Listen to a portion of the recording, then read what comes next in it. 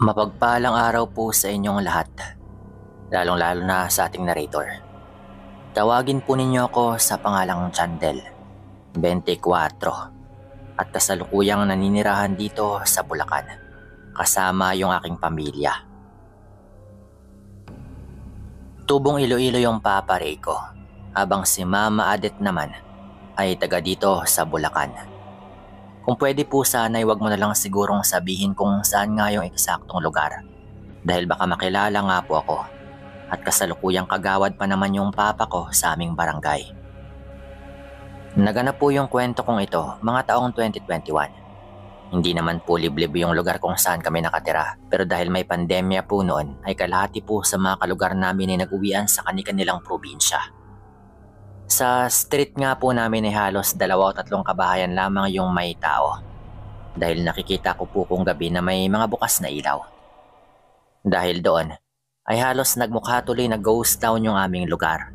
Samahan mo pa nga na medyo mapuno yung lugar. At medyo may kadiliman dahil ilang poste lang po yung merong ilaw. Dahil sa wala kong trabaho nung panahon yon, ipinasok ako ni tatay sa barangay bilang aide at tumulong sa mga tanod na magbantay at magronda. Palibas ay konti lang nga po yung bahay na merong tao, kaya't usong-uso po noon yung mga nakawan. Kagaya noong nakaraang gabi, ay tumawid sa mataas na bakod yung mga magnanakaw at tumulay sa malaking puno ng nara tsaka palihim na nilooban yung bahay ni Manang Chelay. Mabuti na nga lang at nakagrills po yung palibot ng kabahayan nito, kaya natagalan po silang makapasok noon. Nilalagari pa nga nila yung mga bakal nung naabutan namin yung mga ito. Nagkahabulan pero dahil sa maliliksi at para bang sanay na sanay sa mga ganon yung mga magnanakaw, ay natakasan po nila kami noon nang walang kahirap-hirap. Dahil sa pangyayaring yon, ay naalerto nga si Lolo Piping, yung tumatayong chairman o punong barangay sa amin, kaya naman gabi-gabi na kaming nag-iikot upang hindi na maulit yung ganitong uri ng mga problema. Pero sadyang mapaglaro po yung tadhana dahil sa mga sumunod na araw ay bumabalik-balik yung mga nagnanakaw at para bang nagbabaka sakaling makalusot po yung mga ito sa aming pagpapatrolya. Sa totoo lang po, ay hindi naman ako naawa sa mga kabataang sangkot dito. Dahil alam na nga nilang may problema na sila pero hindi sila lumalapit sa barangay upang makahingi ng tulong. Kung anumang problema yon, baka pagkain o pera, at maaari silang tulungan ng barangay upang tumigil na nga sila sa kanilang mga masamang gawain. Pero talagang wala. Matitigas yung kanilang mga mukha at wala nang sinisino. Kaya naman ipinangako namin kay Lolo Piping na kapag nakahuli kami ng magnanakaw, ay tuturuan namin ito ng leksyon at ikukulong sa barangay upang magtanda. Isang gabi nga habang nagpapatrolya kaming tatlo nila Pipoy at Kindat, ay napagawi nga kami doon sa dulo kung saan sinubukang pagnakawan ng mga kawatan yung bahay ni Aling Chelay. Papalapit na kami sa bahay ay may naaninagan kaming dalawa ni Kindat na isang anino na mabilis na dumaan sa aming harapan. May flashlight naman po kaming dala, pero dahil ayaw naming maalerto yung kung sino mang gumagawa ng maling yon, ay hindi namin ito ginagamit. Totally malaki at maliwanag pa naman yung buwan, kaya naaninag pa naman namin yung paligid. Sundan mo. Sundan mo. Nagmamadaling bulong ni Kindat kay Pipoy na siyang nauuna nga sa aming tatlo. Marahan kaming naglakad patungo doon kung saan banda namin nahuli yung mga magnanakaw nung una. Pero wala kaming nakita doon. Papalis na sana kaming tatlo matapos masiyasat yung kabuuan ng paligid nang biglang may umalingaw-ngaw na mga kalabog at sigawan. Agaran kaming naalerto ng mga sandaling yon dahil sa ingay na yon. Nagpalinga-linga nga kami. At nang matanawan nga namin na sa itaas ng bubungan ng gagaling yung mga sigawan, ay dali-daling inilawan ni Kindat yung bubungan. At nakita nga namin yung 3 lalaking naroon at nakakapit sa mga grills na bakal. Mga linti kayo, hoy! Ang titigas talaga ng mga mukha ninyo. Hindi na kayo nadala. Galit na sigaw pa ni Pipoy noon. Nang maispata namin sila sa kanilang bababaan, ay gano'n na lang yung gulat naming tatlo nang makita na para bang takot nga yung mga kawatan. Sa katunayan pa nga, ay gano'n na lamang yung gulat naming tatlo nang makita na para bang takot na takot nga yung mga kawatan. At katunayan pa nga ay nagdali-dali sila ng baba at nagtatatakbo sa amin habang tinuturo yung isang lalaki sa gilid. "Hulihin niyo po yan! Aswang po yan! Aswang po yan!" Nanginginig na saad nung matangkad na lalaki. Hindi kami naniwala sa mga sumbong nung dalawang magnanakaw. Bagkus sa hinuli din namin yung lalaking tinuturo nilang dalawa. Iniisip namin noong nagdadahilan lamang yung dalawa upang makatakas at makaiwas sa kaparusahang naghihintay sa kanila. Ako nga yung nagposas noon at kumausap doon sa lalaki. Napansin ko na wala itong pangitaas na damit, kaya kitang-kita ko yung payat nitong pangangatawan. Isa pa ay nakayapak rin po ito tulad ng dalawa pa. "Kasamahan ka ba nila?" Tanong ko nga sa kanya habang namimilog yung mga matang nakatitig lang sa akin noon. Mabagal itong tumangutang na para bang sumasang-ayon sa aking tanong. "Anak ng ano naman oh. Kasamahan niyo pala to eh." Turan pa nga ni Kindat doon sa dalawang lalaking magnanakaw.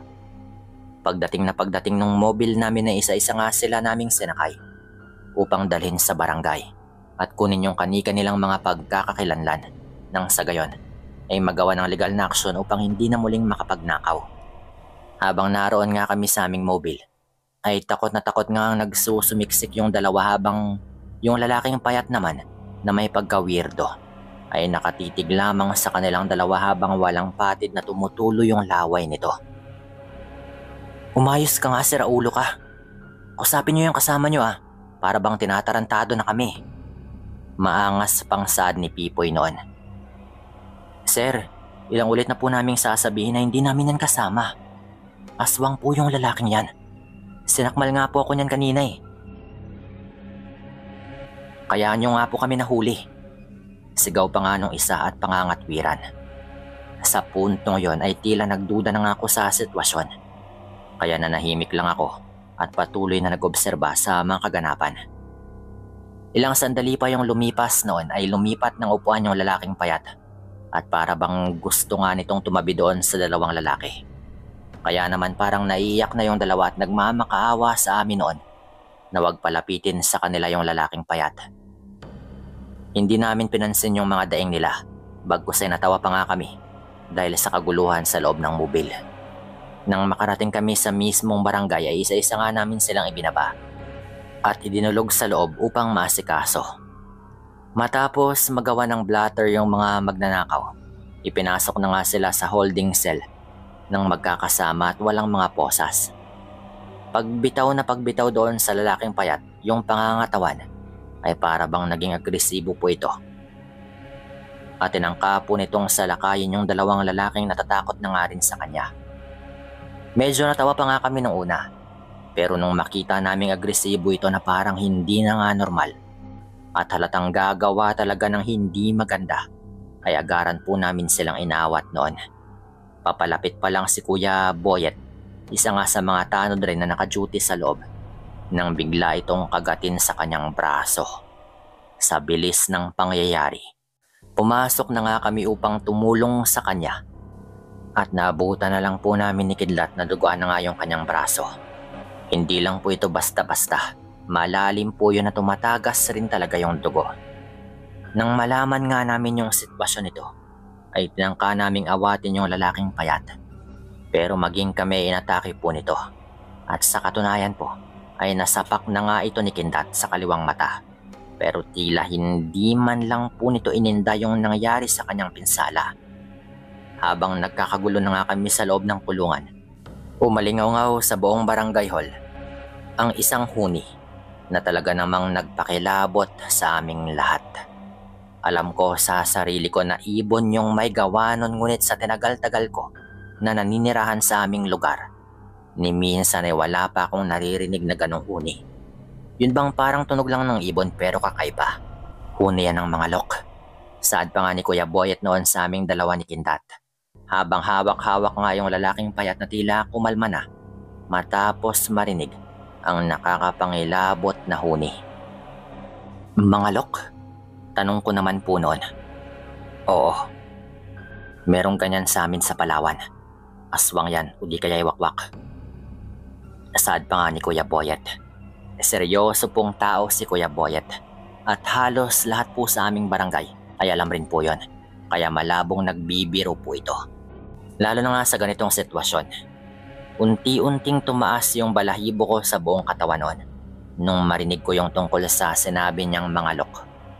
At sa paglipat ng mata ko sa lalaking payat na yon, nakapit-kapit nga namin ni Kindat, ay halos manlantang ako dahil sa sobrang takot nang makita itong tinutubuan ng makakapal na balahibo sa kanyang mukha, pati na rin sa ibang parte ng kanyang katawan. Wala po kasi itong suot na pang-ibabaw. Nang makita ko ni Kindat na namimilog na nga yung mata at hindi makapagsalita, binitawan niya yung lalaki noon at tinadyakan sa kanyang likod. Papunta nga doon sa dalawang magnanakaw na noon ay umiiyak na. Dumaos-dos po sa lapag yung lalaki ngunit wala itong naging reaksyon. Kaya naman nagtatatakbo na nga papunta sa harapan namin yung dalawang magnanakaw habang nagpupumilit at nakikiusap. Mga sir, wala naman pong problema kung ikukulong nyo kami. Huwag nyo lang po kaming isama sa loob ng lalaking aswang na ito.